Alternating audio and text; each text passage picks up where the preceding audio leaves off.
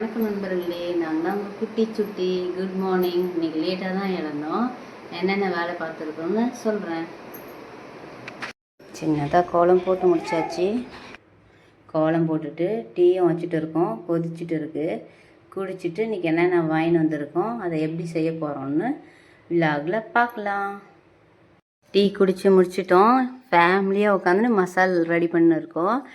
என்னென்ன இட்டு வந்திருக்கேன்ட்டு அப்புறமா காட்டுறேன். இன்றைக்கி சண்டே ஸ்பெஷல் என்னென்ன செய்ய போகிறோம்னு அப்புறம் பார்க்கலாம். என்னோடய வீடு மாமா, அப்புறம் என்னோடய பையன், பெரிய பையன், சின்ன பையன் எல்லோரும் சேர்ந்து பாருங்கள் மசால் ரெடி பண்ணிகிட்டு இருக்கோம். என்னென்ன செய்ய போகிறோம் இன்றைக்கி சண்டேன்னுட்டு அப்புறம் காட்டுறேன். இன்றைக்கி சண்டே ஸ்பெஷலுக்கு என்னென்ன வாங்கிட்டு வந்திருக்கோன்னு பார்க்கலாமா? லெக் பீஸ் போட்டு சிக்கன் வாங்கிட்டு வந்திருக்கோம். பிரியாணி செய்ய போகிறோம் பாசுமதி ரைஸில். இது மட்டன், எல்லாம் கலப்பு கறி, தோஞ்சல், ஈரல், கறி கொஞ்சம் போட்டு வாங்கிட்டு வந்திருக்கோம். மத்தி மீன் கீரல் போட்டு வச்சுருக்கோம், மசாலாலாம் போட்டு வச்சுட்டு இருக்கோம் ஃப்ரைக்கு. இது எறா, இது தொக்கு மாதிரி பண்ண போகிறோம். க்ளீன் பண்ணி மஞ்சளெல்லாம் போட்டு கழுவி எடுத்து வச்சுட்டு இருக்கோம். பிரியாணிக்கு பாசுமதி ரைஸ் ஊறிட்டு இருக்குது. ஒரு 10 நிமிஷத்துக்கு மேலே ஆயிடுச்சு ஊற வச்சு.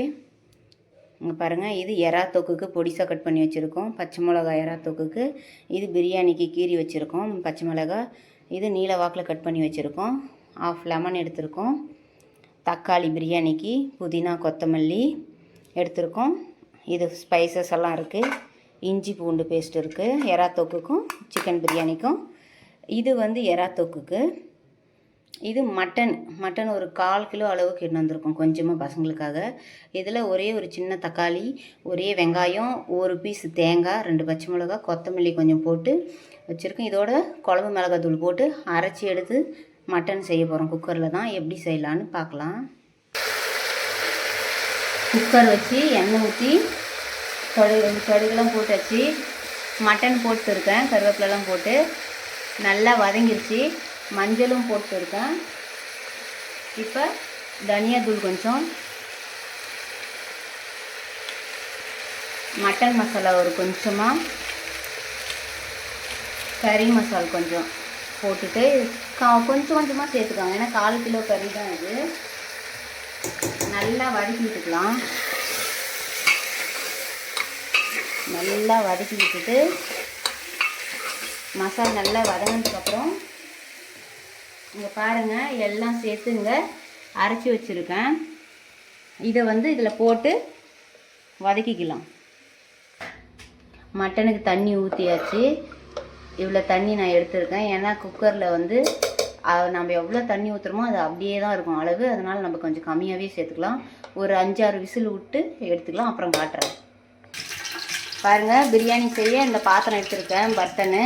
இந்தான சைடு எறாவுக்கு எண்ணெய் ஊற்றி சீரகம்லாம் போட்டு வச்சுட்டு இருக்கேன். இப்போது அதில் வெங்காயத்தை போட்டுக்கலாம்.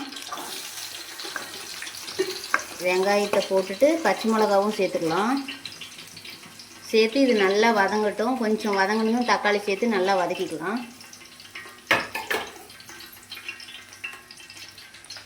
பிரியாணிக்கு பாருங்கள், எண்ணெய் நெய் விட்டுட்டு இருக்கேன். சூடாயிடுச்சு. ஸ்பைசஸ் எல்லாம் போட்டுக்கலாம்.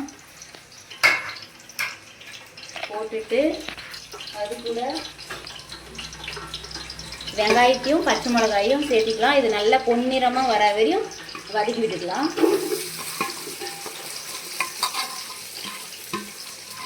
இது நல்லா வதங்கட்டும், பொன்னிறமாக வரட்டும். அதுக்குள்ளே நம்ம எறாவுக்கு ரெடி பண்ணிடலாம்.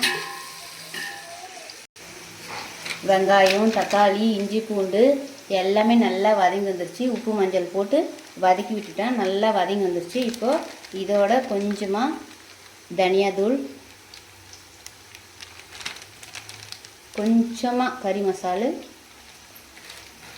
அதுக்கப்புறம் நம்ம வீட்லேயே அரைச்ச குழம்பு மிளகாத்தூள் கொஞ்சமாக, பச்சை மிளகா சேர்த்துருக்கோம். அதுக்கு தகுந்த மாதிரி குழம்பு மிளகாத்தூள் சேர்த்துக்கோங்க. இதை நல்லா வணக்கி விட்டுருங்க.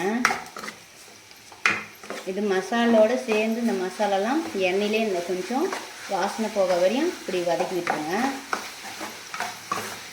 வதக்கினதுக்கு அப்புறமா நம்ம இப்போது எறா போட்டுக்கலாம். வணக்கி விட்டாச்சு. இப்போ எறாவை போட்டுக்கலாம். இறா மஞ்சள் போட்டு நல்லா க்ளீனாக கழுவி வச்சுருக்கோம். அந்த உள்ள கருப்பு இருக்கும் பார்த்தீங்களா, அந்த இடத்துல அதை எடுத்துட்டு செய்யுங்க, அதுதான் நம்மளுக்கு ஹெல்தி. இப்போ இறாவை போட்டுக்கலாம். இறாவை போட்டு நல்லா வதக்கி விட்டுருங்க. இதுலேயே தண்ணி விடும்.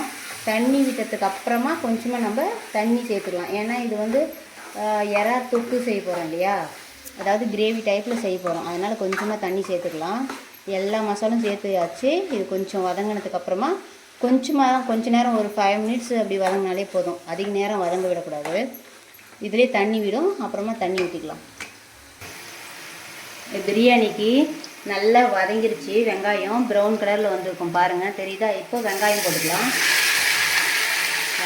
வெங்காயம் வதங்கிருச்சு. தக்காளி போட்டுக்கலாம். தக்காளி போட்டு நல்லா கொஞ்சம் ஒரு பாதி அளவுக்கு வெந்ததுக்கு அப்புறமா நம்ம இஞ்சி பூண்டு புதினா கொத்தமல்லி எல்லாம் சேர்த்துக்கலாம். பார்த்தீங்களா இறாவில் எவ்வளோ தண்ணி பிரிஞ்சு வந்துருக்குன்னுட்டு. இதோட நம்ம கொஞ்சமாக தண்ணி சேர்த்துக்கலாம்.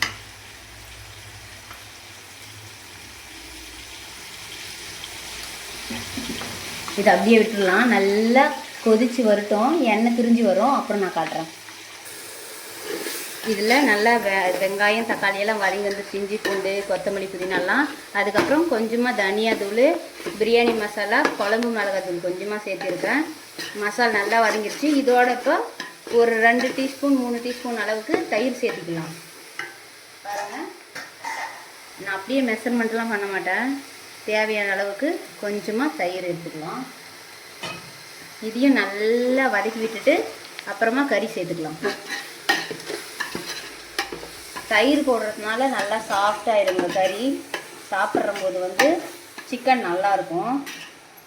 அதே மாதிரி நீங்கள் கறி வாங்குற போது பிரியாணிக்குன்னு சொல்லி வாங்காதீங்க. பெரிய பெரிய பீஸாக போட்டுருவாங்க.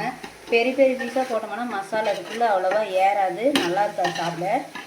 குழம்பு அளவுக்கு தகுந்த மாதிரி இருக்கக்கூடாது, பிரியாணி அளவுக்கு இருக்கக்கூடாது, மீடியம் சைஸில் கட் பண்ணி வாங்கிக்கோங்க. இப்போது கறி போட்டுக்கலாம். சிக்கன் போட்டுக்கலாம். பாருங்கள், என்னோடய சப்ஸ்கிரைபர் ஒருத்தவங்க வந்து சிக்கன் பிரியாணி செய்கிறது எப்படின்னு கேட்டுருந்தாங்க கமெண்டில். அவருக்காகவும் செஞ்சுட்டு இருக்கேன். இது 1 கிலோ அளவுக்கான பிரியாணி. கறி வந்து 1 கிலோ எடுத்துருக்கோம், சிக்கன் 1 கிலோ எடுத்துருக்கோம், அரிசி 3/4 கிலோ அளவுக்கு எடுத்துருக்கோம். அதாவது இந்த பாத்திரத்தில் 2.5 சொம்பு எடுத்துருக்கோம். இதில் வந்து எப்படி பாசுமதி அரிசி நம்ம சேர்க்குறதுனால அதில் 5 பங்கு தண்ணி விட்டால் சரியாக போகும். சப்ஸ்கிரைபர் கேட்டதுனால இது அவருக்கு விருப்பமாக நினைக்கிறேன், அதனால் கேட்டுருந்தார். இதை பார்த்து செஞ்சு சாப்பிட்டு கமெண்டில் சொல்லுங்கள் எப்படி வந்திருக்கு உங்களுக்கு பண்ணிட்டு. இதே பதத்தில் நீங்களும் செய்யுங்க. கறி நல்லா வதங்கட்டும். நல்லா எண்ணெய் பிரிஞ்சு வந்துருச்சு. மசாலு தயிர் எல்லாம் சேர்ந்து நல்லா வதங்கிடுச்சு, கறியோடு மிக்ஸ் ஆகிடுச்சு. இப்போ நம்ம எவ்வளோ தண்ணி எடுத்து வச்சுருக்கிறோமோ அதை சேர்த்துக்கலாம்.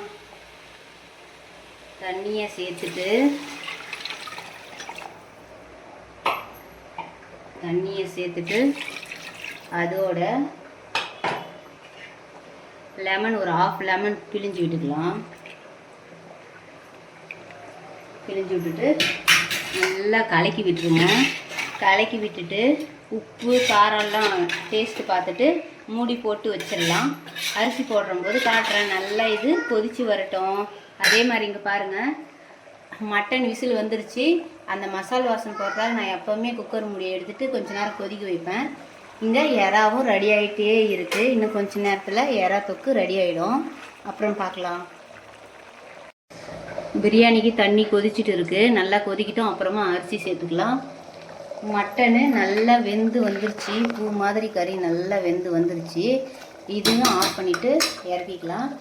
பாருங்கள், சொன்னேன் இல்லையா, எறா நல்லா எண்ணெய் பிரிஞ்சு வந்துருக்கா. இதையும் ஆஃப் பண்ணிக்கலாம். ஆஃப் பண்ணிவிட்டு மீன் ஃப்ரைக்கு வைக்கலாம். தண்ணி நல்லா கொதித்து வந்துருச்சு.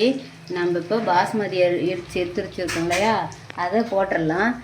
நான் எப்போவுமே வந்து சீரக சம்பா அப்புறம் வீட்டில் விளையிறோம் இல்லையா, அந்த அரிசி தாங்க யூஸ் பண்ணுவேன். எனக்கு அந்த டேஸ்ட் ரொம்ப பிடிக்கும்.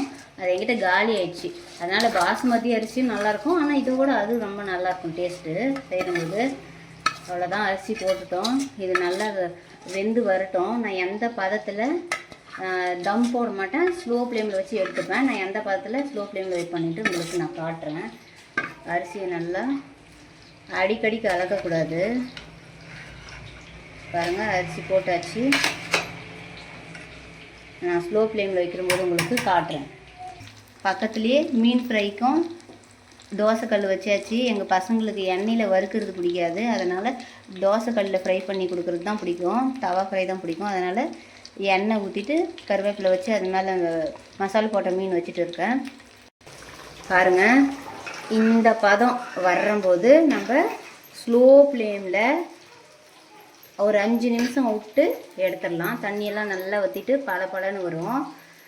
பாருங்கள், இந்த மாதிரி இருக்கிறம்போது அப்படியே மூடி வச்சுருங்க. ஒரு 5 நிமிஷத்துக்கு அப்படியே மூடி வச்சுருங்க. க்ளோஸ் பண்ணி விட்ருங்க. மீன் ஃப்ரை ரெடி ஆகிட்டே இருக்குது. இங்கே ஒரு இது வந்து எடுத்து வச்சுட்டு இருக்கேன். அப்புறம் எப்படி வந்திருக்குன்னு பார்க்கலாம். பாருங்கள், தண்ணி எல்லாம் வற்றிட்டு நல்லா உதிரியாக பலன்னு வந்துட்டு இருக்குது. ஒரு அரிசி கூட உடையில. நான் ஃபுட் கலர் சுத்தமாக சேர்க்க கிடையாது. ஆனால் கலர் பார்த்தீங்களா எப்படி வந்திருக்குன்னுட்டு. நீங்களும் இதே பதத்தில் செஞ்சு பாருங்கள். உதிரியாக வந்திருக்கு பாருங்கள். இன்றைக்கி ஸ்பெஷல், சண்டே ஸ்பெஷலில் லெக் பீஸ் போட்ட சிக்கன் பிரியாணி, பூ போல் வெந்திருக்கு மட்டன் குழம்பு, எறா தொக்கு, மத்தி மீன் ஃப்ரை, தயிர் பச்சடி. அவ்வளோதான். இந்த வீடியோ உங்களுக்கு பிடிச்சிருந்தாக்க சப்ஸ்கிரைப் பண்ணிவிட்டு கமெண்ட் பண்ணுங்கள், லைக் பண்ணுங்கள், ஷேர் பண்ணுங்கள்.